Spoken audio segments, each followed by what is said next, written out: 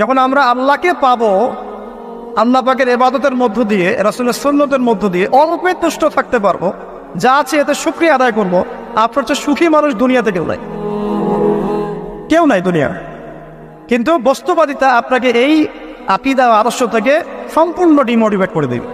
তো প্রিয় ভাই এবং বোনেরা যারা আমার জন্য শুনছেন, আজকে আমাদের প্রথম সবক হওয়া উচিত দুনিয়ার নেশায় আমরা না পড়ি। আল্লাহ পাক আমাদেরকে তৌফিক দান। আল্লাহ পাক আমাদের সবাইকে যারা আলোচনা শুনছি দুনিয়ার প্রেমিক হওয়া থেকে বাঁচাক বলি আমি। দুনিয়ার প্রেমিক না, প্রেমিক হবো কার? আল্লাহর আখিরাতের। কতটুকু দাম আছে দুনিয়ার? আল্লাহ পাক বলছেন একটা মাছির পাখার সমানও না। একটা মাছির পাখার কি দাম আছে আপনার কাছে? আল্লাহ পাক বলছেন পুরো দুনিয়ার দাম আমার কাছে যদি একটা মাছির পাখার সমান হতো, তাহলে এই দুনিয়াতে কোনো কাফের মুশরিক পানি পান করতে পারতো না। তার মানে এই দুনিয়াতে যা করো করো, আমার তো কোনো দামই নাই দুনিয়ার। কালকেই তো আমি দুনিয়া ধ্বংস করবো। আর ওই যে দুই জাতির কথা বললাম, জিন এবং মানব জাতি, আপনারা সূরা আর রহমান পড়বেন। রহমান নামটা অনেক ব্যাপক দয়াময়ের নাম, তার মানে আল্লাহ পাক মার্সিফুল, মোস্ট মার্সিফুল। কিন্তু এই সূরা আর রহমানেই একটা ভয়ঙ্কর আয়াত আছে, কি? সানাফরুগু লাকুম আইয়ুহাস সাকলান। হে মানুষ এবং জিন, হে মানুষ এবং জিন, শীঘ্রই আমি তোমাদের দুইটা জাতিকে ডিল করার জন্য পারেক হচ্ছি, অপেক্ষা করতে থাক। মানে আল্লাহ পাক কুল্লু ইয়াউমিন হুয়া ফি শাআন, মানে আল্লাহ পাক কি করেন? সবসময় তার কাজে ব্যস্ত আছেন। মহাবিশ্বের তো গ্রহ নক্ষত্র গ্যালাক্সির অভাব নাই, মাখলুকের কোনো অভাব নাই। আল্লাহ পাক প্রত্যেকটা মুহূর্তেই তার কাজে ব্যস্ত আছে, তার কাজে শানে ব্যস্ত আছে। কিন্তু এই ব্যস্ততা থেকে ফারেক হবেন কাদের জন্যে? মানুষ আর জিনের জন্য। সুবহানাল্লাহ, মানুষ আর জিনের জন্য। আল্লাহ পাক বলছেন সানাফরুগু লাকুম আইয়ুহাস সাকলান। দাঁড়াও, দুনিয়ার মধ্যে এইসব করে বেড়াচ্ছ, তোমাদের দুই জাতির জন্য আমি অচিরে ফারেক হব ইনশাআল্লাহ। ওইটাই হলো কিয়ামতের দিন। যদি ওই দিনটা আমরা মাথায় রেখে চলি, ইনশাআল্লাহ আমরা কেউ বস্তুবাদী হব না ইনশাআল্লাহ। আল্লাহ পাক আমাদের সবাইকে দুনিয়া মুসাফিরের মতো থাকার তৌফিক দান করুন। আমরা উন্নতি করব, অবশ্যই অগ্রগতি করব, আমরা সবকিছুই করব, কিন্তু দুনিয়ার পূজায় ডুবে যাব না। এটা একটা বড় চ্যালেঞ্জ। মানে মধ্যমপন্থী থাকতে হবে, না একদম গোলালু মার্কা আর না চরমপন্থী, মাঝামাঝি থাকার চেষ্টা করতে হবে। আল্লাহ তৌফিক দান। ঢাকাবাসীর জন্য এর চেয়ে বড় কোনো নসিহত হতে পারে না। আর ঢাকার মতো যত মানে সিটিজ, মেগা সিটিজ আছে সারা ওয়ার্ল্ডে, তাদের জন্য এটাই প্রথম নসিহত, বস্তুবাদিতা ত্যাগ করতে হবে, বস্তুবাদিতা। আল্লাহ পাক আমাদের সবাইকে বাকির খাতা পূর্ণ করার তৌফিক দান। এখন একটা লক্ষ্য পেলাম কি জন্য দুনিয়া এসেছে? আপনার ইবাদত করার জন্য। এখন অনেকে ভুল বুঝে প্রশ্ন করতে পারে, তাদের জ্ঞানের স্বল্পতা। আমি ওদেরকে দোষারোপ করবো না, কারণ আমাদের শিক্ষার সমস্যা আছে। আমরা তো সবার মাঝে ইসলামিক সার্বজনীন শিক্ষা দিতে পারছি না। এই কারণে অনেকে প্রশ্ন করতে পারে, তাহলে কি সারা জীবন আল্লাহ বিল্লাহি করতে হবে? আমি কি সারা জীবন তাসবিহ তাহলিল জিকির আজকার নামাজি পড়ে বেড়াবো? তাহলে এটা হলো তার ভুল বুঝ। এই আয়াত সম্পর্কে ভুল ব্যাখ্যা। সঠিক ব্যাখ্যাটা কি? সঠিক ব্যাখ্যা হচ্ছে সূরা হাশরের 7 নম্বর আয়াত। কত নম্বর? সূরা হাশর 7 নম্বর আয়াত। আল্লাহ পাক বলছেন ওয়ামা আতাকুমুর রাসূলু ফাখুযুহু। রাসূলুল্লাহ সাল্লাল্লাহু আলাইহি ওয়াসাল্লাম তোমাদেরকে যা যা দিয়েছেন সব নিয়ে নাও। ওয়ামা নাহাকুম আনহু ফান্তাহু। রাসূল যা থেকে বিরত থাকতে বলেছে সমস্ত বিষয় থেকে দূরে থাক। এখন এই আয়াতটাকে সামনে রেখে কোরআন সুন্নাহকে যদি আমরা ঘাঁটি, আমরা দেখব রাসূলুল্লাহ সাল্লাল্লাহু আলাইহি ওয়াসাল্লাম পেশাব পায়খানা ইস্তেনজা করা থেকে শুরু করে রাষ্ট্র চালানো পর্যন্ত প্রতিটা কাজের হেদায়েত দিয়ে গেছেন। আলহামদুলিল্লাহ, এটা কেউ মানি বা না মানি দিয়ে গেছেন, এটা বিশ্বাস করতে হবে। আমল করতে পারি বা না পারি, নবী দিয়ে গেছেন, বিশ্বাস করতে হবে। দলিল চাচ্ছেন, আপনি সহিহ বুখারী খোলেন, মুসলিম খোলেন, তিরমিজি, নাসাই, আবু দাউদ এগুলো খোলেন, দেখবেন আপনি ইস্তেনজা করবেন কিভাবে, বসবেন কিভাবে, ঢোকার সময় কোন পা দিয়ে ঢুকবেন, বের হওয়ার সময় কোন পা দিয়ে বের হবেন, ইস্তেনজা করার সময় কথা বলতে পারবেন কি না, কতটুকু বলতে পারবেন, গোসল কেমন করে করবেন, ওযু কিভাবে করবেন, আপনি আগে কি পা থেকে শুরু করবেন নাকি হাত থেকে শুরু করবেন, কিভাবে নামাজ পড়বেন, আগে গিয়ে কি সেজদা করবেন নাকি ইকামত হবে, আজান হবে, আল্লাহু আকবার তাকবীর দিবেন, কিভাবে নামাজ শেষে বের হয়ে আপনি ব্যবসায় চলে যাবেন, কিভাবে আপনি ব্যবসা করবেন, কিভাবে চাকরি বাকরি করবেন, সমাজের মানুষের সাথে মেলামেশা করবেন, মানুষকে দিনের দাওয়াত দিবেন, ইভেন কিভাবে আপনাকে যদি আল্লাহ ক্ষমতা দেন আপনি কিভাবে সোসাইটি মেনটেন করবেন, সমাজ এবং রাষ্ট্র মেনটেন করবেন, প্রতিটা হেদায়েত খুঁটিনাটি কোরআন এবং সুন্নাহ দিয়েছে আমাদেরকে। এই বিশ্বাস আগে রাখতে হবে। এই বিশ্বাস না রাখলে কেউ মুসলিম হতে পারবে না। I am very sorry to say, এই বিশ্বাস না করলে কেউ মুসলিম হতে পারবে না। আগে বিশ্বাস, তারপরে কাজ করতে পারেন কিনা সেটা পরের ইস্যু। এবং আমি বলে দিচ্ছি, এই যুগে আপনি 100% পারবেন না, সিম্পল। এই যুগে আপনি 100% পারবেন না, এটা স্বাভাবিক। কারণ এই পুরো বিশ্বটা তো ইসলামাইজড না। পুরো বিশ্ব কি ইসলামাইজড? বরং পুরো বিশ্বটা কুফরের উপর আছে। কিসের উপর আছে? পুরো ওয়ার্ল্ডটাই কুফরের উপর আছে, পুরো ওয়ার্ল্ডটাই। একটা এক্সাম্পল আমি প্রমাণ করতে পারি, একটা এক্সাম্পল খালি। আল্লাহ পাক বলছি সূরা মুলক, রাতের বেলা পড়তে হয় না সূরা মুলক? রাতের বেলা সূরা মুলক পড়তে হয়, যে পড়বে তার কবরের আযাব হবে না ইনশাআল্লাহ। কবরের আযাব থেকে আল্লাহ পাক তাকে বাঁচাবেন ইনশাআল্লাহ। সূরা মুলক তেলাওয়াত করতে হবে রাতের বেলা। এই সূরার প্রথম আয়াতে আল্লাহ বলেছেন তাবারাকাল্লাযী, বরকতময় সেই আল্লাহ, বিয়াদিহিল মুলক, যার হাতে পুরো মহাবিশ্বের ক্ষমতা। কার ক্ষমতা? তাবারাকাল্লাযী বিয়াদিহিল মুলক, বরকতময় সেই আল্লাহ, যার হাতে পুরো মহাবিশ্বের ক্ষমতা, সার্বভৌমত্ব। ক্ষমতার বাংলা কি বলতে পারি আমরা? এটাকে ইংরেজিতে আপনারা কি বলেন? আপনারা বলেন সভরেন্টি। কি বলেন? সভরেন্টি বিলংস টু আল্লাহ। এখানে সভরেন্টি বিলংস টু কে? আল্লাহ। কিন্তু এই পুরো বিশ্বের সার্বভৌমত্বের মালিক কি এখন আল্লাহ বাকি আছে? মানুষ নিজের হাতে নিয়ে নিয়েছে। কথা বুঝতে পারছেন? পুরো বিশ্বে আল্লাহর সার্বভৌমত্ব চলে এখন, মানুষের সার্বভৌমত্ব চলে এখন। তো পুরো ওয়ার্ল্ডটাই কুফরের উপর আছে না? বিশ্বটাই কুফরের। এখন বাদ দেন, এই ওয়ার্ল্ডে আপনি 100% ইসলাম ডিল করতে পারবেন না, সিম্পল।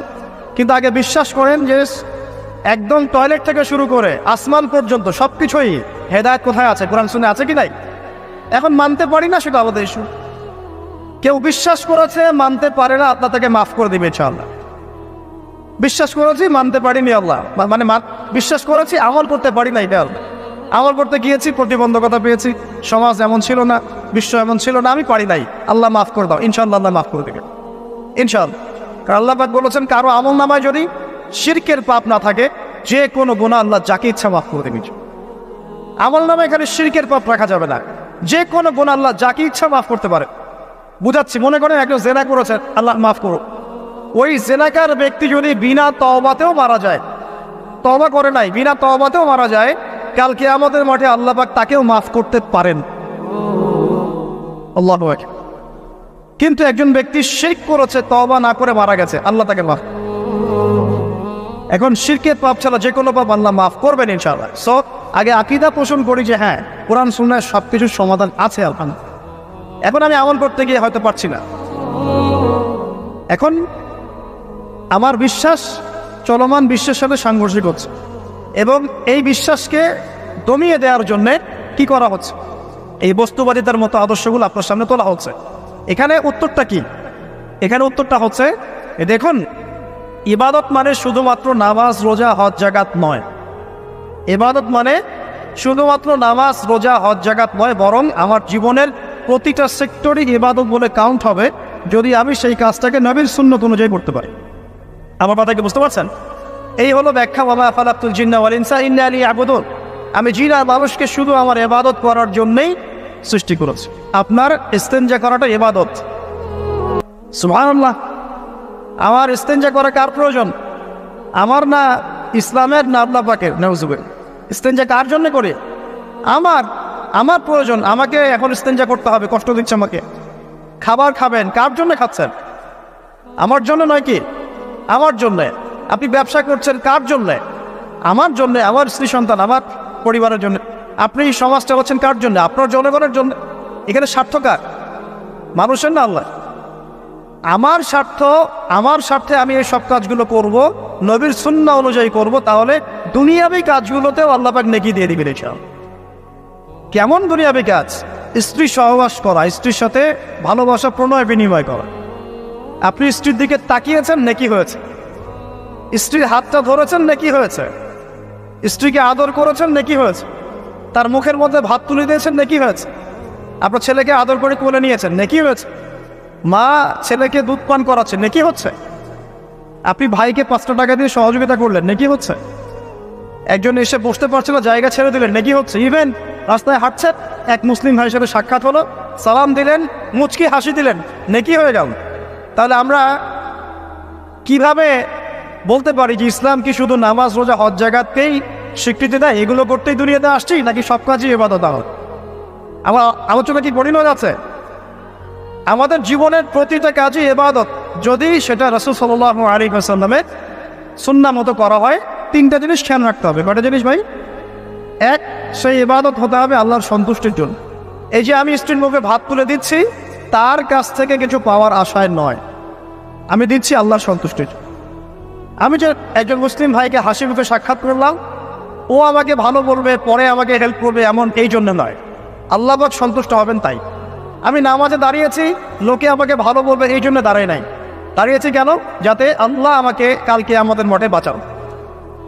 আমি দাড়ি ছেড়ে দিয়েছি কেন? মানুষ আমাকে হুজুর বলবে তাই, এই জন্য না, বরং আল্লাহ রসুলের সুন্নাত জীবিত করেছি, ইনশাআল্লাহ আমি 50 জন শহীদ সাহাবের নেকি পাবো। কেন আমি টাকনু নিচে কাপড় পরছি না? কারণ কি মানুষ আমাকে বলবে নতুন ফ্যাশন? না, আমি এই কারণে পড়ছি যাতে রাসূল সাল্লাল্লাহু আলাইহি ওয়াসাল্লাম কালকে আমাদের মাঠে এই সুন্নাহর উপর আমল করার জন্য আমার পক্ষে সুপারিশ করে। আমার ইবাদত, আমার পর্দা, আমার পরিবার, আমার ব্যবসা, আমার অর্থনীতি, আমার পলিটিক্স সবকিছু আল্লাহর জন্য করব, এই একটা হলো মূলনীতি ইবাদত কবুল হওয়ার। এক। দুই, সেই আমলটা হতে হবে রাসূলের সুন্নাহ মোতাবেক, অন্য কোনো পদ্ধতিতে নয়। মনে করেন আমি একজন খুব বড় বুজুর্গ হয়ে গেছি, নাউজুবিল্লাহ, না আমরা এত বড় বুজুর্গ হয়ে যাই নাই, যে টাইটেলগুলো আপনারা দেন এগুলোর কোনো প্রয়োজনও নাই। এখন একজন বড় বুজুর্গ এসে যদি আপনাকে কোনো ইবাদতের পদ্ধতি শিখিয়ে দেয়, এই পদ্ধতিতে ইবাদত করা অনেক ভালো হবে, কিন্তু ওই পদ্ধতির সাথে রাসূলের এবং সাহাবীদের পদ্ধতির কোনো মিল নাই। মুখরোচক মনে হলো, দেখতে সুন্দর মনে হলো, এবং অনেক মানুষ তা করছে, এরকম দলিল থাকলেও সেই কাজটা করা যাবে না। কারণ কি? কারণ সেই কাজটা রাসূল সাল্লাল্লাহু আলাইহি ওয়াসাল্লামের সুন্নাহ মাফিক হয়নি। আল্লাহ রাসূল করেন নাই, সাহাবীরা করেন নাই, বাস আমি করবো আসেন। ইমামরাও করেন নাই, পরবর্তী জেনারেশনে কেউই করেন নাই। এখন যত ভালো টাটকা মজা লাগুক, দেখতে সুন্দর লাগুক, বহু মানুষ করছে, এইসব দলিল ইসলাম টিকবে না। আল্লাহ পাক বোঝার তৌফিক দান। 1 নম্বর শর্ত আল্লাহর সন্তুষ্টির জন্য হতে হবে। 2 নম্বর রাসূলের পদ্ধতিতে হতে হবে। 3 নম্বর খুব ডিফিকাল্ট, 3 নম্বরটা বেশি ডিফিকাল্ট। প্রথম 2টা পার হয়ে গেলেও 3 নম্বরে গিয়ে আমরা আটকে যাচ্ছি। আর বলবো, রাগটা করবেন না তো। 3 নম্বর হচ্ছে রিজিক হালাল হতে হবে। রিজিক হালাল হতে হবে। পশ্চিমের আদলে গড়া এই পুরো বিশ্বের বেশিরভাগ মানুষের রিজিক এখন হারাম। কেন হারাম? কারণ কোনো না কোনোভাবে আমরা সুদের সাথে সম্পৃক্ত হয়ে যাচ্ছি, কোনো না কোনোভাবে। আর নবীজি অনেক আগেই বলেছিলেন, 1400 বছর আগে, যে একটা জামানা তোমাদের সামনে আসবে, যে মানুষ সুদ খেতে চাইবে না, তার গায়েও সুদের ছিটাফোঁটা গিয়ে লাগছে। কিন্তু এখন আপনি খেতে চাইবেন না, আপনাকে মেসেজ পাঠিয়ে দেওয়া হবে আপনার অ্যাকাউন্টে এত টাকায় যোগ হয়েছে। কি করবেন এখন? টাকাটা আপনি সুদের টাকা। সুদের টাকা মানে কি? 1 দিরহাম যে ব্যক্তি সুদ খেয়েছে, সে যেন 36টা মেয়ের সাথে জেনার পাপ করেছে। সহিহ বুখারী হাদিস, একদম অকাট্য, সহিহ, সনদ সহিহ, এমন না জয়ীফ জাল, এমন নয়। 1 দিরহাম যে ব্যক্তি সুদ খেয়েছে, সে যেন 36 বার জেনা করলো, নবী সাল্লাল্লাহু আলাইহি ওয়াসাল্লাম। আর এই হাদিস তো আপনারা জানেন যে সুদের পাপের 73টা শাখা আছে। নিচের শাখা হচ্ছে মায়ের সাথে জেনা করা, মাকে বিয়ে করা, আর উপরের শাখা হচ্ছে আল্লাহ এবং তার রাসূলের সাথে যুদ্ধ করা। এগুলো অবলীলায় করছি আমরা। আর নবীজি বলছেন 4 শ্রেণীকে আমি অভিশাপ দিয়ে গেলাম। আল্লাহর নবী অভিশাপ দিয়ে গেলেন, মানে সে জাহান্নামে যাবে, কোনো অবস্থাতেই জান্নাতে যাবে না। ইল্লা মা শা আল্লাহ। 1, যে সুদ খায়। 2, যে সুদ দেয়। 3, সাক্ষী থাকে। 4, লিখে রাখে। এখন বলেন এই সিস্টেমের বাইরে কতজন মানুষ আছে? এর বাইরে আবার আছে যাকাত না দেয়া, সম্পদ হারাম হয়ে যাচ্ছে। এর উপর আবার আছে ঘুষ জানা দিয়ে অনেক সময় চাকরি বাকরি হয় না। আস্তে আস্তে এগুলো আমরা ট্রেডিশন বানিয়ে নিয়েছি। এক সময় আমরা, শোনেন, এটাকে বলা হয় নিউট্রালাইজেশন, মানে স্বাভাবিকীকরণ। খুব কঠিন টার্ম বলে ফেলছি মনে কিছু কিছু। যেমন আগে ধর্ষণ হলে আমরা খুবই সোচ্চার ছিলাম এবং সারা এলাকা ফেটে যেত, এত বড় কথা। কেউ মাপে কম দিলে, ধরা পড়লে চক্ষু লজ্জায় সে সমাজে চলতে পারতো না। কেউ চুরি করলে চক্ষু লজ্জায় বের হতে পারতো না। আস্তে আস্তে আস্তে আস্তে আস্তে আস্তে এই যে মাপে কম দেয়া বলেন, সুদ বলেন, জেনা বলেন, আস্তে আস্তে পাপগুলোকে আমরা নিউট্রালাইজেশন করে ফেলেছি, নিউট্রালাইজ হয়ে গেছে। হ্যাঁ, দর্শন ডেইলি 4-5টা হয়, সুদ সবাই খায়, আমিও খাই, যে না তো সবাই করে, বয়ফ্রেন্ড গার্লফ্রেন্ড ফ্রি মিক্সিং আছে, আমি করলে সমস্যা কি? ওর তো 4টা, আমার তো মাত্র 1টা। ওর চেয়ে আমি ভালো। ওর 5টা বয়ফ্রেন্ড, আমার তো 1টা। ওর 4টা গার্লফ্রেন্ড, আমার তো 1টা। আমি তো ভালো। আমার ছেলে খুব ভালো, শুধু মাঝে মাঝে একটু ড্রিঙ্কস করে, ব্যাপারটা এরকম আর কি। তো এই যে পাপকে নিউট্রালাইজেশন করা হচ্ছে আস্তে আস্তে স্বাভাবিকীকরণ, এই ফ্লোতে আমরা মোটামুটি সবাই পড়ে গিয়ে রিজিক হারাম হয়ে যাচ্ছে। ঘুষ দিতে হয় না, চাকরি হবে না।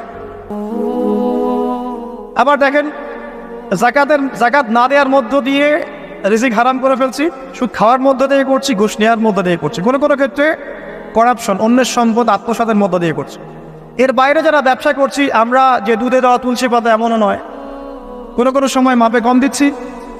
এই যে টাটকা জিনিস বলে ভেজাল খাওয়াচ্ছি, 3 দিনের বাসি তেল দিয়ে ইফতার রান্না করে খাওয়াই দিবে, বলবে একদম টাটকা জিনিস।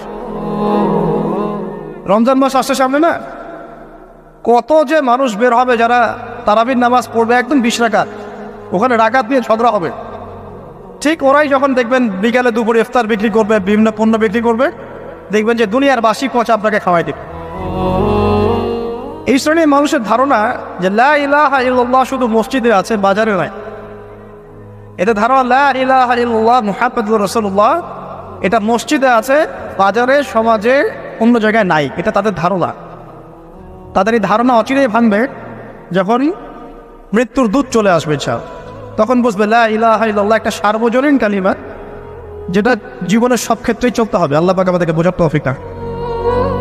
তো ব্যবসা করছি আলহামদুলিল্লাহ, অ্যাটলিস্ট সুদ খাচ্ছি না। তবে এতটুকু মনে রাখবেন, ব্যবসায়ীদের অসততার কারণে, আমানতের খেয়ানতের কারণে একটা আযাব আসে। হাদিসের মধ্যে আসছে একটা আযাব আসে। নবীজি বলেছেন, যখন একটা জাতির ব্যবসায়ীরা মাপে কম দেওয়া শুরু করে, মিথ্যা কসম করে পণ্য বিক্রি করা শুরু করে এবং আমানতের খেয়ানত করে, তখন ওই জাতির উপর দুর্ভিক্ষ চাপিয়ে দেওয়া হয়।